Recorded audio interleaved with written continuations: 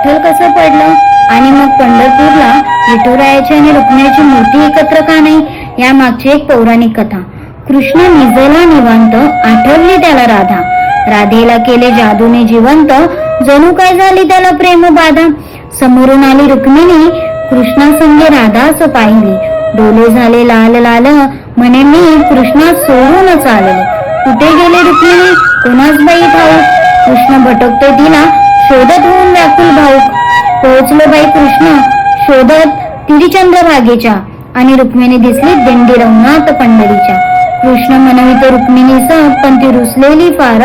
म्हणतो कसा अगं रुक्मिणी, कसा करू मी तुझ्या विना वैकुंठाचा संसार. रुक्मिणी नाराज, त्यास कृष्णाचा आठवे. भक्त एक थोर, नाव त्याचे पुंडलिक. या गुणाचे ते पोर. पुंडलिकाच्या घरी आली कृष्णाची गबाई स्वारी. पुंडलिक करतो आई बाबाची सेवा, ठेवून उभा विटेवर कृष्णाला दारी. वाट पाहता पाहता कृष्णाची मूर्ती राहिली.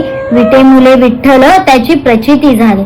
28 युगे झाली लांब उभी राहून, रुक्मिणी रुसवा तो धरी. अवघ्या भूमंडलाचा संसार बघत, विठ्ठल उभा विटेवरी. भूमंडली म्हणे विठ्ठलाचा बाप आणि रुक्मिणीच आई.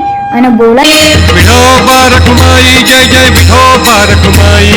विठोबा रखुमाई जय जय विठोबा रखुमाई. विठोबा रखुमाई जय जय.